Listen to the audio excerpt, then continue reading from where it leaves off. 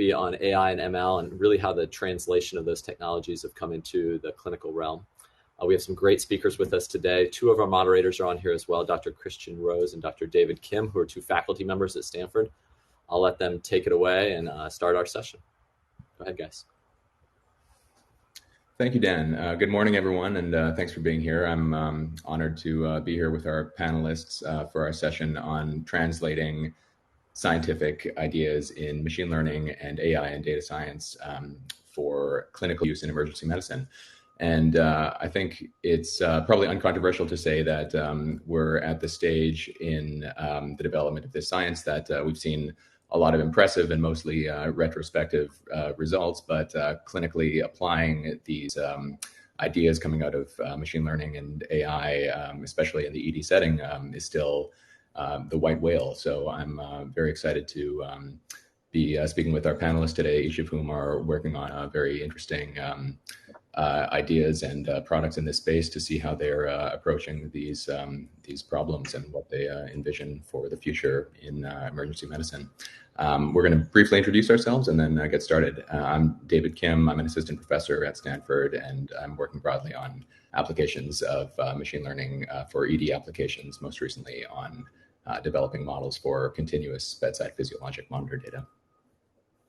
Hey there, I'm Christian Rose. I'm also an assistant professor at Stanford's emergency department, also a clinical informaticist, and so spent a lot of my time researching human-centered AI and how to improve bedside care through our information systems. And we'll kick it over to our wonderful panelists now, maybe starting on clockwise from what I can see right now, which is Omar. Hi, I'm the director of clinical informatics at All Health, which was formerly known as Jawbone. That's a consumer wearable company that kind of helped create the space. So I do informatics, but also product management, all things clinical for the company. I was a curbside COVID expert for the employees for a while. And I'm EM and informatics trained. I was Christian's co-fellow at the Stanford BA program. And maybe it's Scott now. Oh, hello, Scott Campbell. I spent my entire, or most of my emergency medicine career at Kaiser San Francisco at Geary. Had the pleasure to work with Dr. Rose on many shifts and stepped away from clinical medicine last year to focus primarily on working with physicians who are doing startups in AI and leveraging machine learning.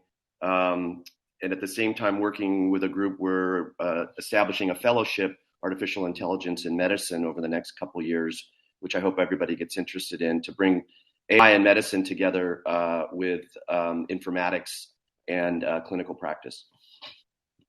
Cool. Adam, you're next. Hi, good afternoon, everybody. Thanks to Christian and David for the opportunity to join this incredible panel. I've never been on a panel with so many emergency medicine informaticists, so this is a true honor.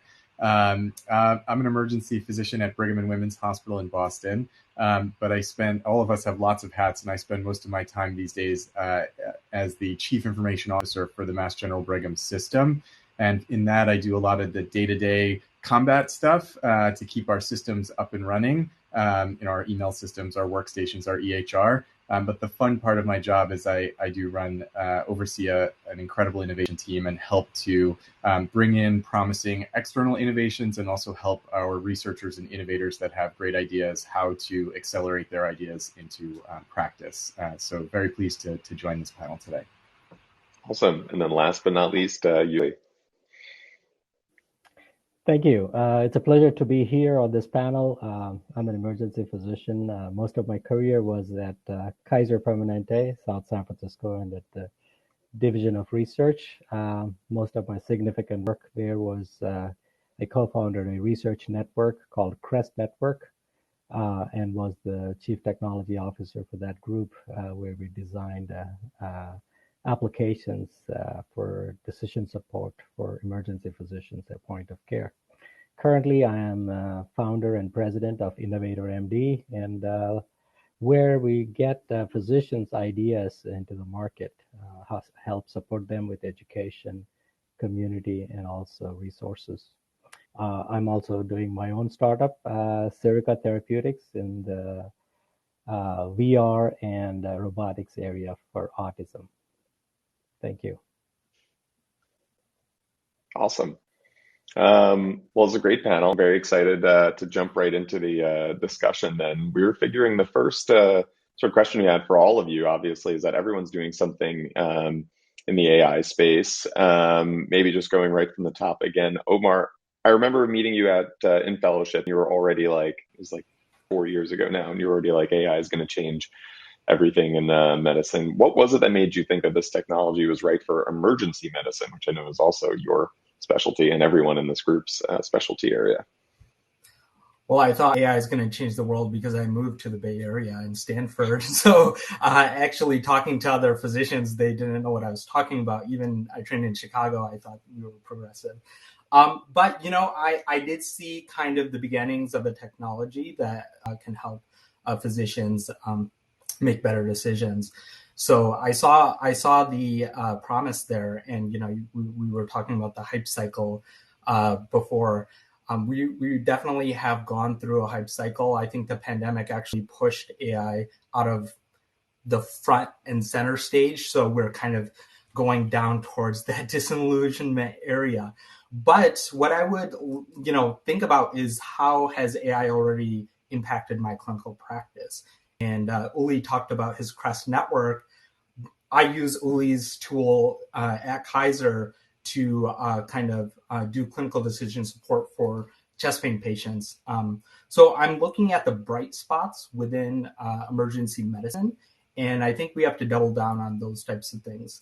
And it comes down to, I think, clinical decision support, but also efficiency in triage and decision-making on disposition, in decision-making on hospital at home and discharge that we just heard about. So, I work in the wearable space, so I think it's just a tool. We have to think through kind of, emergency medicine applications specifically, because, radiology and pathology are a little further in the hype cycle than we are as a specialty group.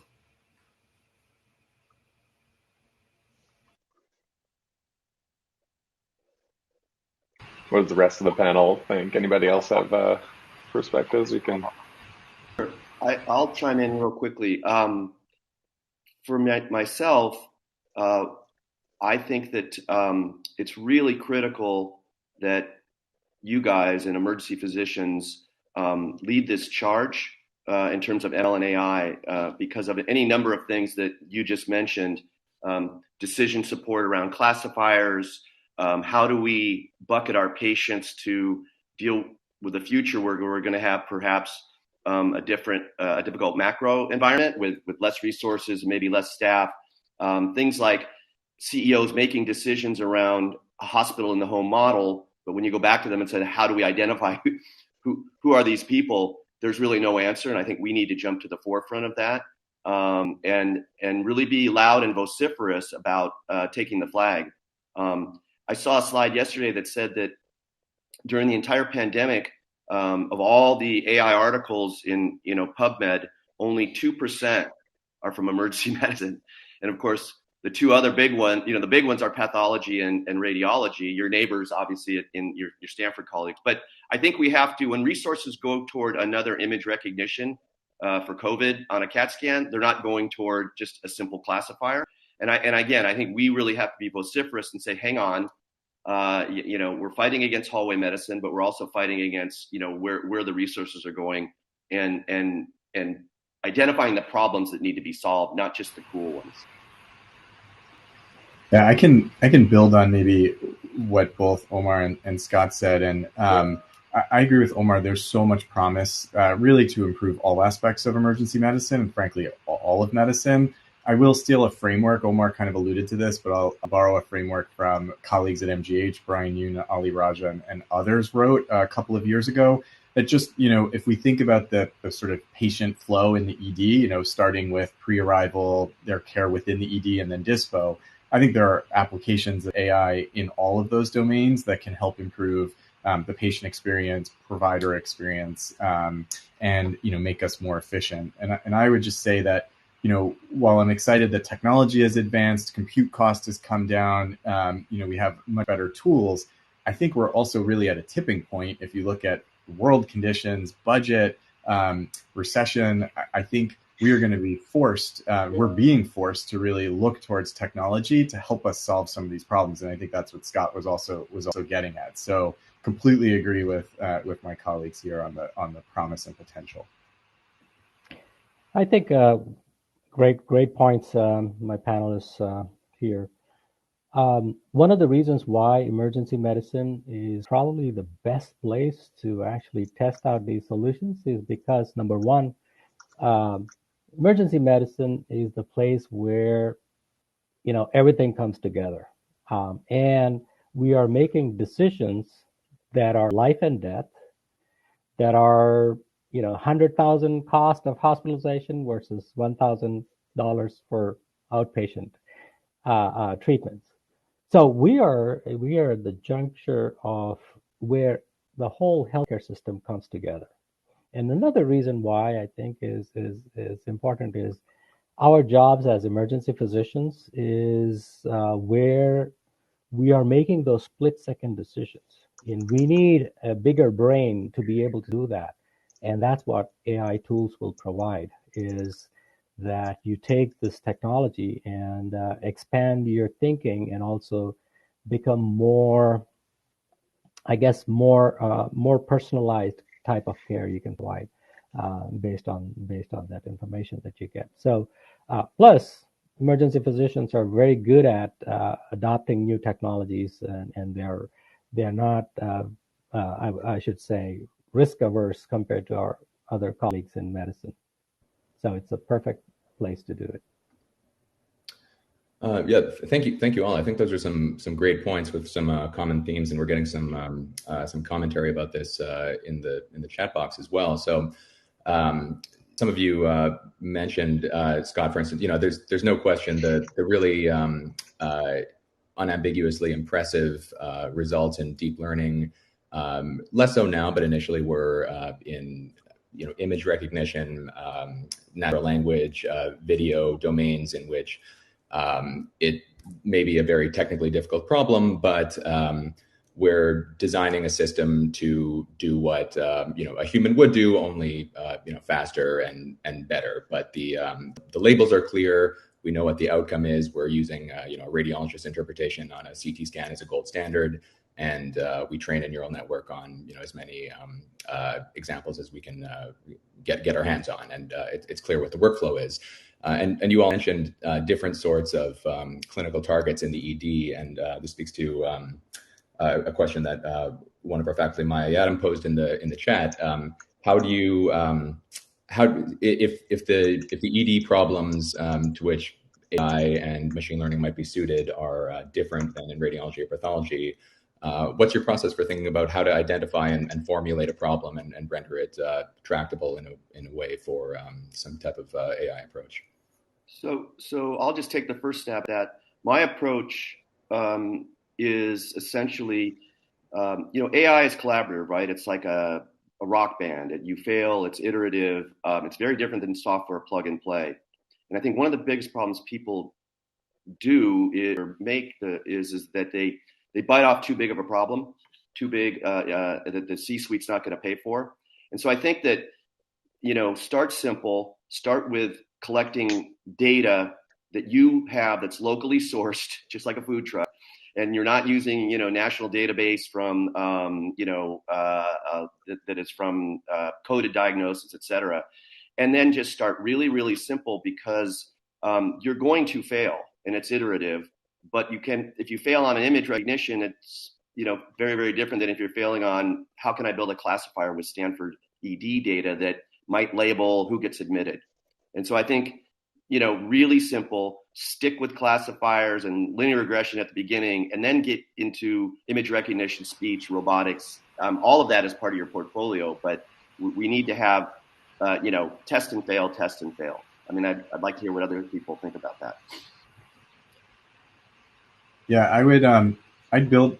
I agree with what you're saying and love the agile iterative process. I would also go back to Maya's comments. I think one problem we have in AI and digital, and I'll be the first to admit I'm a technophile and I love cool technology, and I often get enamored with cool tech that I want to try out. But we really have to start with the problems. And what are the problems that the frontline clinicians are experiencing? And then I've heard sort of leadership or C-suite come up a couple of times. Well, what are the priorities of the organization, right? And if we understand and marry those, and then we actually go after technology solutions to solve those, I think that's the perfect mix. And I would argue, if I also love the idea of co-development, when these are early stage technologies or products, if companies can work with places like Stanford or other institutions to actually build products that meet those needs, I think that's when the magic happens. So for instance, a priority on our organization is home-based care, trying to shift costs out of the hospital setting, create capacity in the hospitals, but also move costs shifting into less expensive care venues. So can we work on AI algorithms to help identify which patients would be appropriate for home hospital? And so we have some emergency physicians, Jonathan Keschner and others, Andrew Marshall, that are working on that problem. And that aligns with a need in the emergency department to free up capacity in the ED and the hospital to reduce the borders, but also a strategic priority of the health system. And then, of course, aligns with the state of where technology is. So that's one example where we're seeing alignment. And then you can start to get some funding and resources and behind it.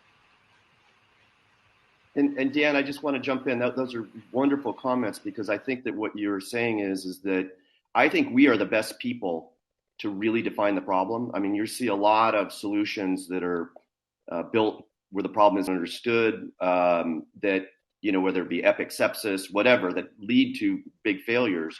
And if they had talked to, you or myself or anybody on this panel or in this room and said, look, you mean everybody puts a respiratory rate of 20 at triage because they're too busy? I mean, that kind of a thing, I think we have to be able to kind of jump in and say, this is the way the world works in our world, and it doesn't work the way that you're modeling it. Uli, I think you're muted. Yeah, I'll jump in there to kind of double down on what Scott said.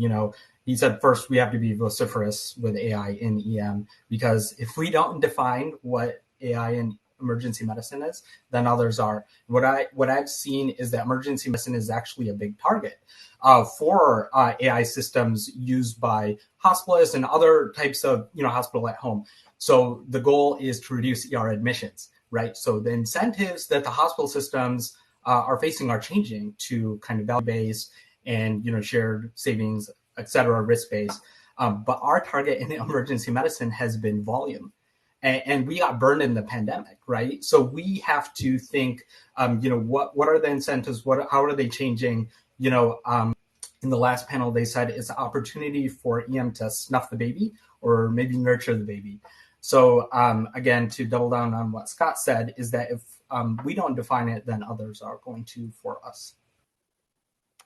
Yeah, I totally agree. One of the things that I always tell innovators is, first figure out the business model. What is the business case for you to use this technology? Yeah, clinically we know that, technology-wise we get excited, but what is the business case, and who are the ones that are going to support you when if a hospital says, if we say that, we're going to decrease the admissions to the hospital, and the hospital says, what? Then it's a problem, right?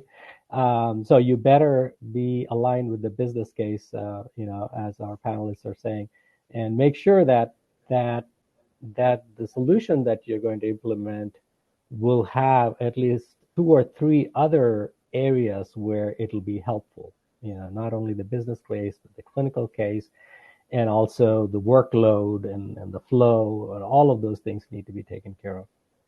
I think those are great points, and that speaks directly to a question posed in the comments from Dan Imler about the incentive structure for ML and AI innovations in the ED.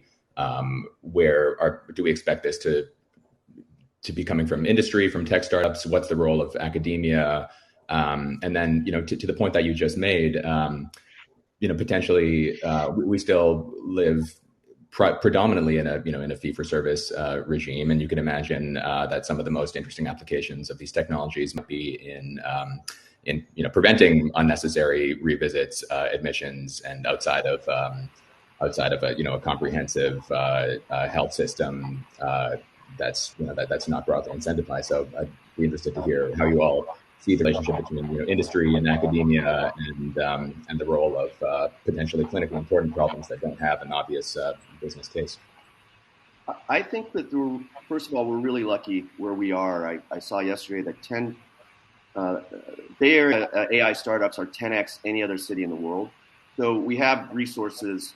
We have to reach across institutions like this. No one institution is doing the magic work. And again, we're really lucky, but I think we have to build these new networks since it's such a virgin field, of academic public-private partnerships and build new models around how that works. The challenge is, a lot of AI gives advantage to a hospital system from a business standpoint, and often that's not the incentive of an academic institution, to publish, like C. Rose's wonderful model on stroke optimization. That is actually a business optimization that could give, Stanford ED a real advantage, and so I think we just have to be very aware of what the incentives are, where the value system is, and where the revenue system is. But I think it's definitely interesting and solvable. And one of the points I make is that physicians have to be in charge. You can tweak the business side of it. You can tweak the workflow part of it. You can tweak the operations side of it. But unless it makes clinical sense, and that's why clinicians and physicians need to be leading these efforts, because making sure that we're not jeopardizing the clinical side. And in fact, clinical side should be the heart of all these solutions. If the patient is not getting better, and if the physician is not able to keep up with the workload, then it doesn't work. I think partnerships are going to be absolutely necessary. I think the other piece that may be slightly novel with AI is that it's going to evolve pretty frequently over time. We are still, the FDA is still trying to figure out how this will all work. First, there may be FDA approvals required under software as a medical device. And I think, the pace of change in that is very fast. And so I agree that, clinicians, physicians definitely need to be involved. But I think when you get to scale, we have to find a model where academia and industry can work together on that, because that can be that is where that partnership is necessary. So the academic side is maybe working on the cutting edge, the latest. The industry side is scaling, and we're all also paying attention to safety, getting feedback on the data. And I would say safety, equity, these are all very important things that we need to monitor, study, and then adjust the algorithms going forward. And I think we're just starting to tackle some of these. I think we're starting to see focus on it, but we're very early stage, and I don't think we've figured it out yet. So big opportunities there. Yeah.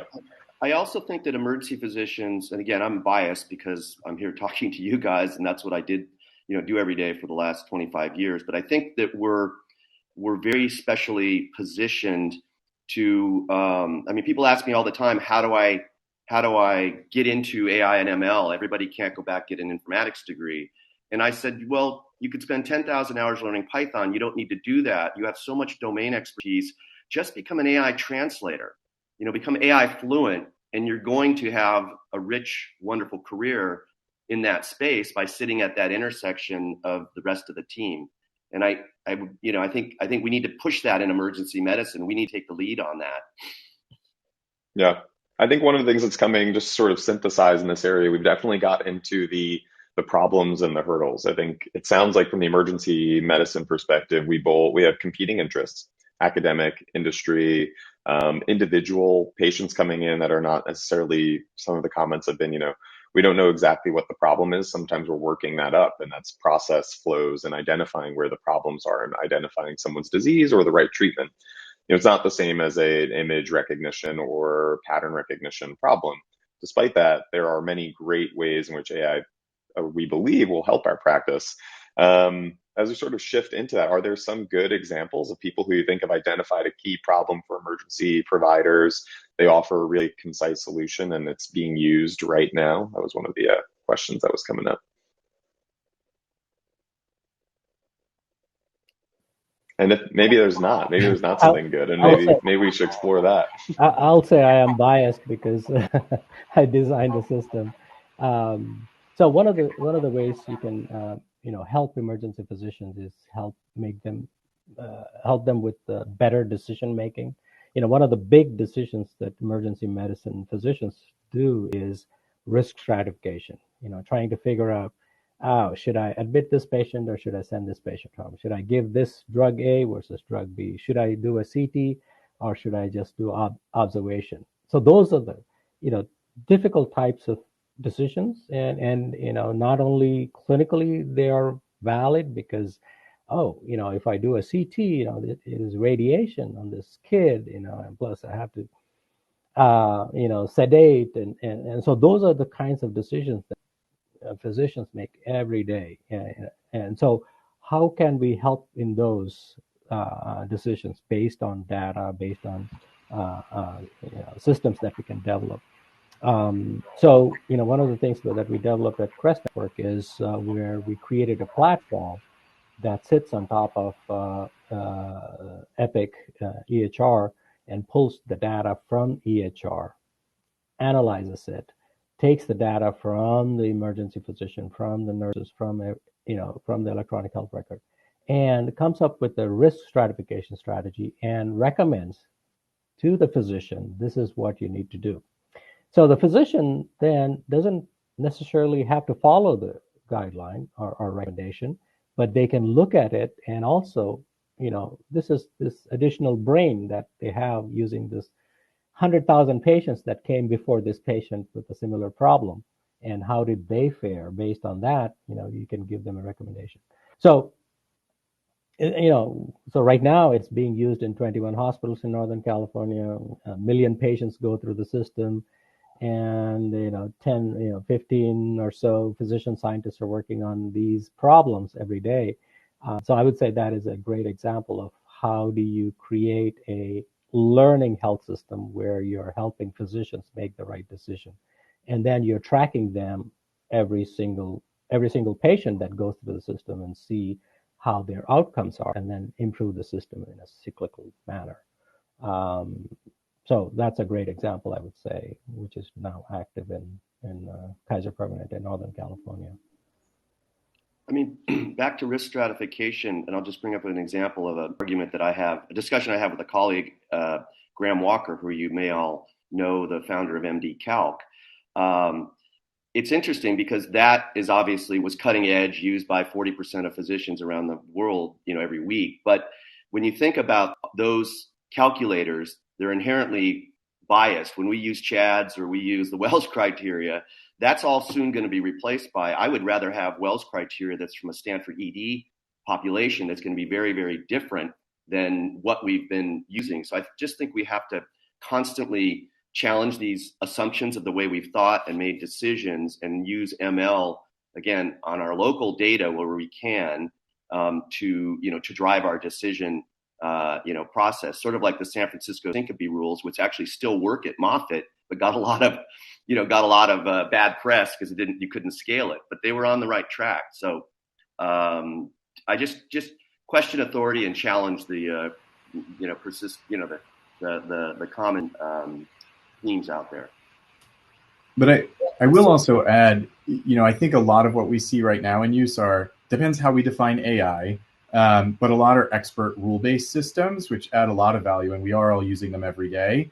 One thing we all use every day are, ECG reads. And I bring that up because I think it's just, we don't even think about it. But if, the ECGs, and this has been for many years, are providing AI decision support at the bedside, and they're used everywhere. And those algorithms are going to get more and more sophisticated, over time. But that's a great example of something that's broadly used. And then I do think there are plenty of examples of expert rules. I think there are fewer examples of true AI. I think for those using Epic, Epic has created some AI. There have been some evaluations with mixed results of those, but Epic makes it fairly easy to turn on, several AI algorithms. And I think health systems are starting to experiment with those. So, but I think to the panel's point, there are sort of limited uses right now, or certainly broad uses of true AI in the EDs. Yeah, so, build a product that emergency medicine doctors need, right? We hear about a hammer looking for a nail in AI applications. I would argue that one of the biggest use of AI in emergency medicine is voice to text, drag in for documentation, right? So look for things that aren't apparent. And the way that you do this is what Scott said, run it as small experiments, right? Locally sourced data, know you're going to fail, and then take stuff from, the software development field in terms of agile development, as a, within a startup, we look for Netflix continuous delivery like system where we're shipping code every single day. That's the type of mentality that will allow you to break out from you have to really think through the problem, go through kind of a waterfall system to think through these problems. You have to kind of just look and experiment and then build. Thank you all for those comments. There's a lot of interesting discussion in the comments here that speaks to some of these points. So you've mentioned, I'll just pick out a couple ideas that have come up in this last round here. Scott talked about the desirability in many cases of having local databases and local models that are well fit to the population and on which they're going to be deployed. On the other hand, there are many. If we are getting into this question of what's a simple statistical model, what's true AI, aren't hard definitions, but usually when people talk about AI, they're referring to very highly parameterized models that by virtue of their complexity require a lot of data to adequately train and saturate in performance. There was a question in the comments from Cindy Tian about how you think about getting adequate data for the variety of pathology we see in the ED. Disease states in the ED are extremely diverse, especially if we're using higher dimensional models. The data requirements are very high, and data sharing is limited. I'm very envious of Uli's situation with the CREST network, which is admirable, but that's an outlier in medical research where we have granular EHR data across 20 plus hospitals like that, and most people like me are working primarily with data from one center. So I'd be curious to know how you are all thinking about that question of the data pipeline, how you get adequate data to use the technologies that you think have the highest potential for impact, and how you view the trade-off between generalizability and fit to your local population. So I think two of the exciting areas around that question are federated learning and essentially transfer learning. So models that are built, and I'll use the Stanford palliative care admission model as an example, just that, that kind of a model where it might tease the doc, admitting doc, this person is a good consult for palliative care. That model can be shared, and hopefully transferred to other settings with individuals, community data. I think the real growth in AI around medicine, because so many things we're trying to solve involve an underrepresented class. And so I think this is a dirty word, but I think the growth of really good synthetic data is going to be a really exciting area, and in particular in places like graph. How do you create synthetic records that actually represent data that you could build a model around? I think a lot of people outside of medicine are working on that, and I think that's going to be really important for us because of data limitations and the fear of data sharing for right now. Well, one of the things that we need to think about, when you think about a future state, right? 10 years, 20 years from now, how are healthcare organizations going to look like, and how are they going to succeed? I think at that time, the organizations that have the best capability to be able to use their data for their for the advantage of their patients and their physicians, those are the ones that are going to succeed. And so I want us to keep thinking in that direction. Okay, so what are the things that they will need? Okay, they need access to this data. They need access to technology. They need a business model that will make having access to data actually an advantage in business, and also help patients. Outcomes will become the primary output, where you can show that your business is successful, or your organization is successful. So if you think in those lines, think about a future state and how do you get there. One of the big things, other than the business model, is how do you lay the infrastructure to be able to do that. So I want organizations to start thinking about, okay, what is the best way to have these tools available, and what is the infrastructure going to look like? How are you going to train physicians on these things? How are you going to share this information that comes out from these systems? How are you going to encourage physicians to use this system? So those are some of the bigger problems that an organization will face. Yeah, finding a great algorithm is good and easy, but to actually put it into practice, and what are the systems that need to be in place in order to take advantage of that algorithm, is a much bigger problem that we need to start solving now in order to be able to use these tools in the future. That's that's something we need to start thinking about it now.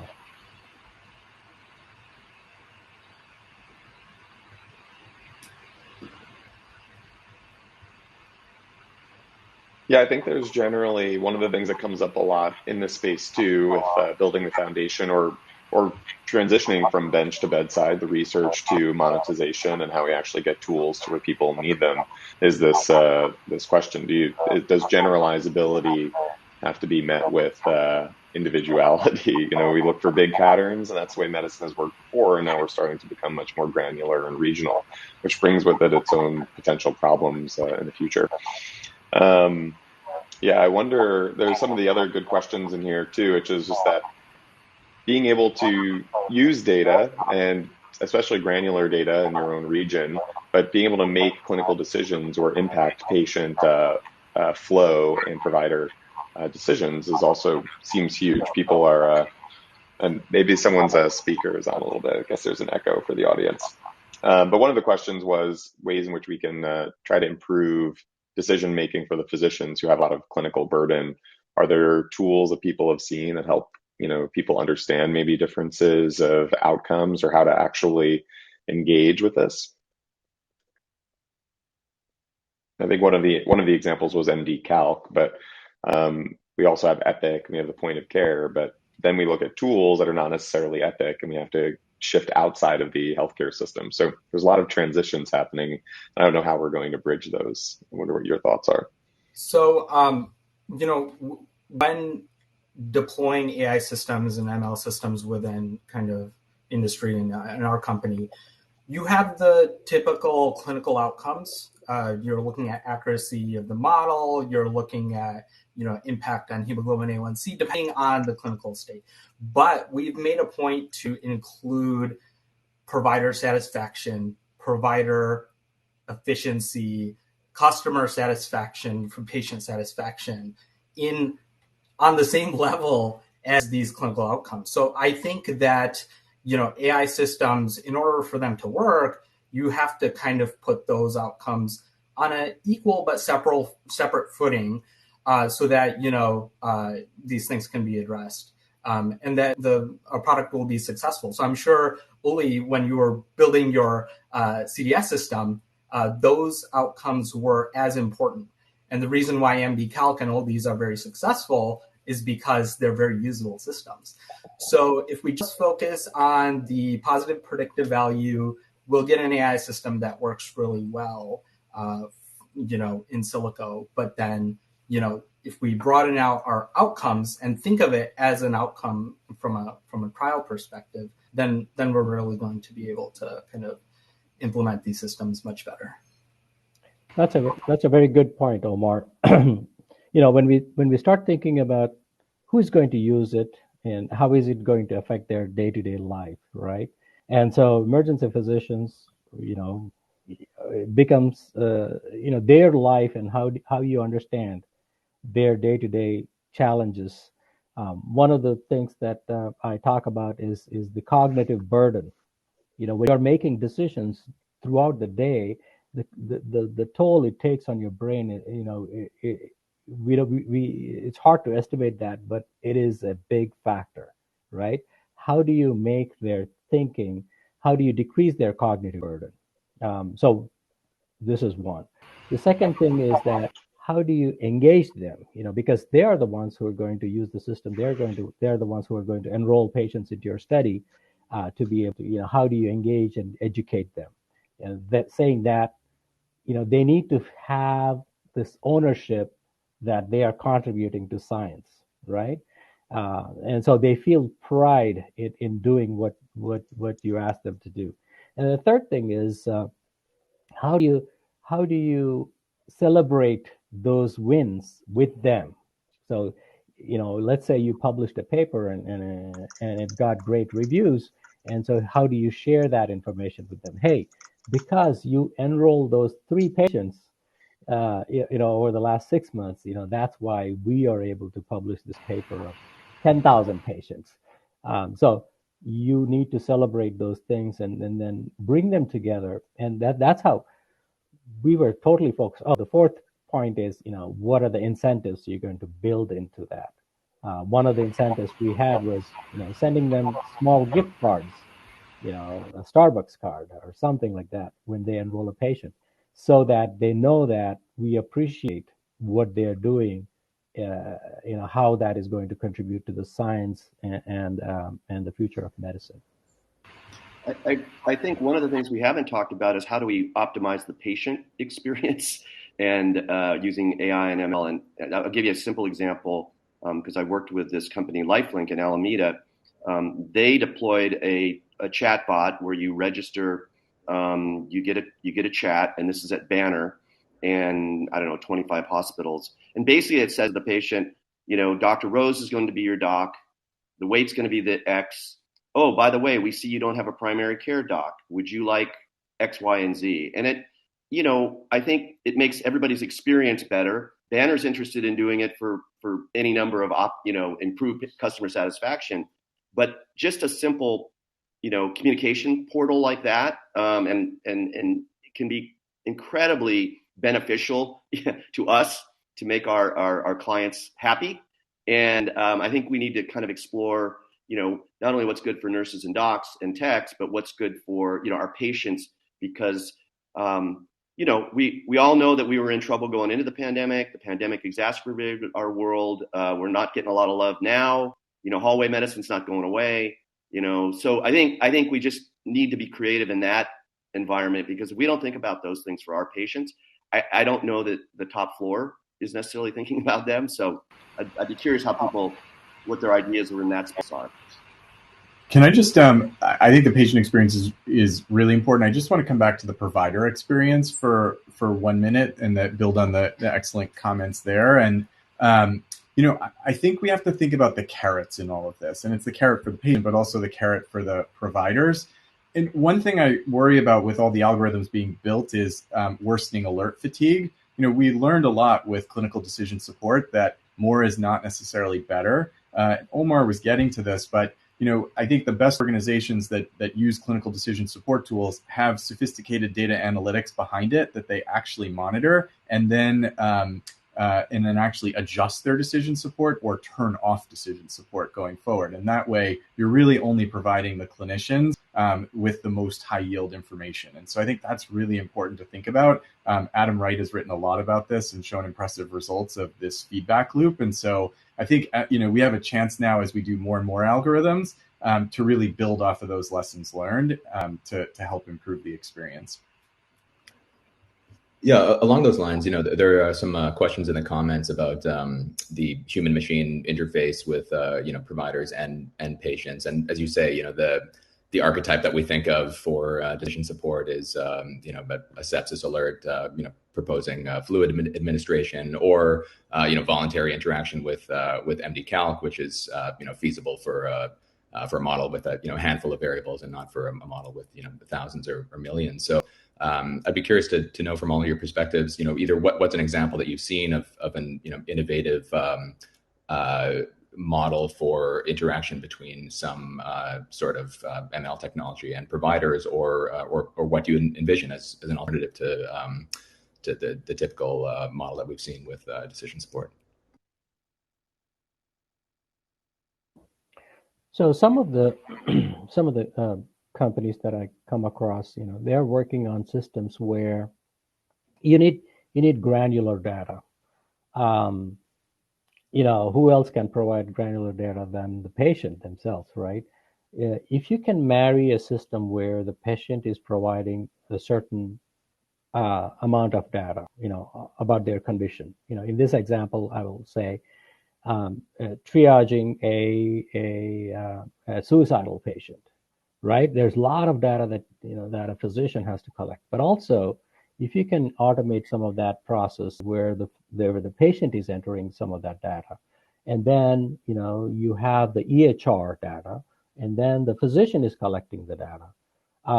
So if you can combine these three sources, the patient, the EHR, and the physician at that point, you get a much richer data set.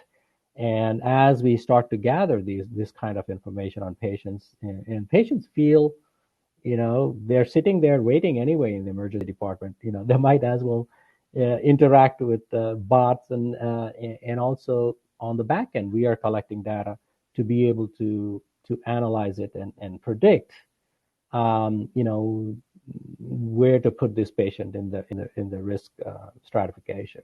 So those are some of the great examples, and I love that kind of application where patient's data is being used for risk stratification. I saw an interesting model at the VA, not in California, but back east, where essentially a hospitalist had built an ML classifier around the highest risk of newly diagnosed COVID patients, with his own predictive models, and essentially who could get home Bam Bam therapy. And it was just something very, very simple. Again, these are not specifically ED patients, but a little thing like that, might have gotten to somebody a little bit earlier, and hopefully, made their lives and our lives better. But sadly, during the pandemic, not a lot of these, because everybody was so worried with keeping the lights on, got traction. And so that's part of, we're in a mini AI winter right now, sort of getting momentum back. And that's why I think we have to be the ones to lead the charge, and can lead the charge. I do think that leads really well into this concept that aligning interests. So there's a lot of interest, and we're hitting the discussion of the trough again. But we have patient interests. I know some of the people in the audience have talked about this at some panels too, of what patients think when they think AI, what physicians think when they think AI at the bedside. And right now, those are not necessarily meeting each other very well. Some of the tools are being able to identify things, but don't actually affect clinical care practices, which I know Omar has worked a lot on as well, on how to just get physicians to be able to, perform the right care. And I know that when we know that patients coming in, their idea of what AI will help do, or what that will, what a chatbot will look like for them, is still not very well metered out. So it sounds like we're needing to sort of transition between those two experiences to align the interests, which also goes to payers and what people are willing to pay for. It still seems like we don't have a lot of good examples of those. I wonder why that might be. Well, just to comment on the human-machine interface, hospital innovation shops, and I've seen a lot of them in the Boston area. Adam, I think you guys have stuff. They hired software engineers, and a lot of informaticians are very interested in, the software side of things. I think the next area of hiring within academia, like using AI systems, is design, UI, UX, and product management. You guys have to hire product managers now because you have to design systems that actually are usable. So putting an alert or a pop-up is such a cop-out in terms of like a very strong AI system, and very like useful, but then, you put it in this kind of package in this like very horrendous, method. And I was working at the VA with, a clinical decision support tool, and we moved to kind of more passive alerts. And I'm sure there was kind of a lot of learnings through the CREST system on how to present this. What they say in terms of like consumer products is that in order to disrupt the status quo, you have to make something 10x better. And that doesn't mean the algorithm is 10x better. It means the experience with that product is 10x better. The fact that, I take patient data from Epic and write it down or switch over to Uli's system and enter it, or to MD Calc, means that system is so great that I'm willing to have that friction. So we have to start thinking about like building products that are 10x better than the status quo, so that we can, and then the integrations with Epic and all of that will alleviate it. But, you start from kind of design, making a really great product first, and then to implement things. I want to build on Omar's comments in the patient space, and he's absolutely right with the 10x better. I mean, if you think about the consumer companies that we interact with and have a great experience with, like I recently wanted to test drive a car. I was able to indicate my interest online. They let me book the appointment. They texted me a confirmation. Then a few days before, they texted me to make sure I was coming, and they asked for my license. I uploaded the license, right? And it was like a seamless experience. It was a wonderful experience. And now if you think about the state of healthcare, we're nowhere near that. And I would share that we got a lot of experience with COVID. And I will say my teams, we have spent a lot of time on chatbots.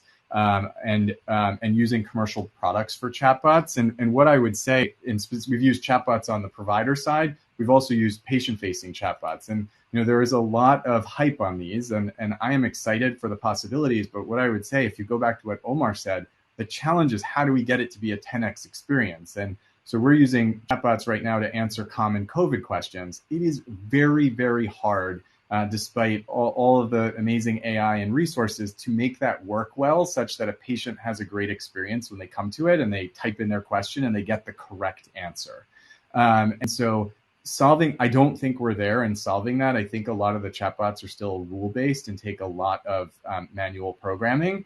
And so I 1000% agree that we have got to double down and get these products to that 10x level. It's the same thing with voice recognition. Omar also brought this up. Nuance for years was trying to get traction on using, for all of us to use Dragon. But it really only happened when their quality of their product got so good. They passed the 95%, quality rating, where their dictations, their transcriptions were that good that you didn't have to go through them in excruciating detail and make corrections. And I feel like that's where we're at on a lot of AI right now, is like we're in the 50, 60% maybe for some of the best products, and that's just not good enough. And so we have to kind of double down to get there.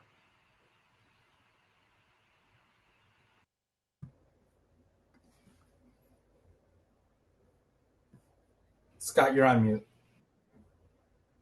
When patients ask me about AI in the clinical setting, and I can only describe sort of the future, it is very important that they understand that they're using it every day anyway on Google Maps, and they're using it on Netflix recommenders, and when they buy shoes on Amazon. And a lot of people, when you say that we're just leveraging that technology, I think they're learning pretty quickly that it's coming in medicine, and they're going to ask for it. I think at some point, how was this decision made? How is my cancer treatment optimized, for example? And I think that's going to be, again, where we have to really be great translators.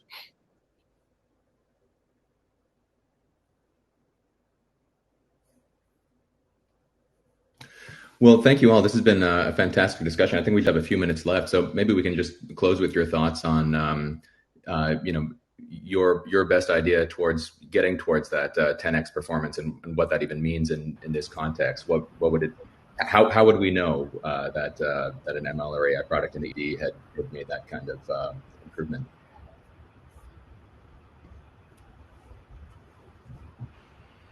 I'll maybe start by saying just this gathering and seeing so much interest from the EM community is a really exciting start from it. And just the questions, the engagement in this panel I think we need to work together more to figure out how we solve these problems. There is a comment here in the comments that there isn't an easy solution to it. We have to work hard and iterate and continually improve. And so if we could pick a few things to do together as a community and work hard and join forces, I think that might be one way of moving the needle. I also think that every one of us, whether there's residents, attendings, fellows, whoever's interested in this in healthcare, you don't have to have a huge project and a huge team. There are so many ways to learn, essentially, with plug and play, literally, whether it's Azure ML or I use Orange.io a lot, and just get some data. It doesn't even have to be in healthcare. And start building models. I mean, you can use race car data. It doesn't matter, but just get in a sandbox and start. So many people talk about AI, but they're not actually playing with it every day, playing with Graph. And I just think it's really critical. Don't be intimidated. You don't have to be able to code like all you guys do to be able to make an impact.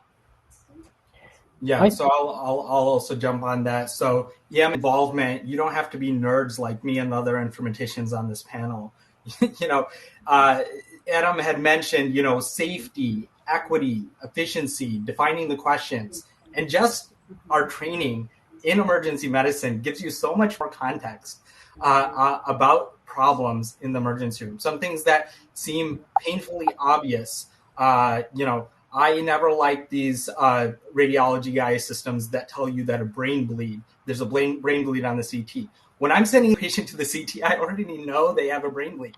These types of questions could easily be answered. So I think having confidence as EM folks that we have something to contribute beyond knowing how to code Python and knowing kind of how these AI systems validation, verification, all that stuff. There's so many more opportunities in these other areas of safety, efficacy, efficiency, defining the questions, and just clinical knowledge.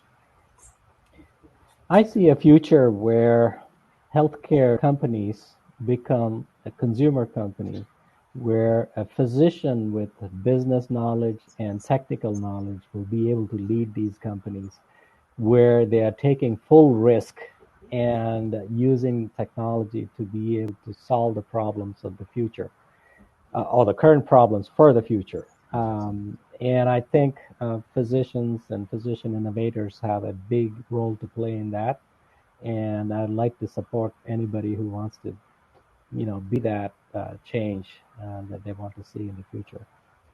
I love that. I think that basically is a great wrap to this session. One of the last comments was, what's the best way to get involved? Obviously, follow the people who are on this panel or look for their Twitters or websites or LinkedIn's for more opportunities to talk about these projects. But I think it's just a great reflection on the fact that emergency providers, as one of my mentors had told me to, there's no shortage of problems, just finding the right ones, the right ones that can be solved with the right technology. That's going to change over time too. So keeping an open mind and digging in is really where we start. And thank you all for being here so much. That was great.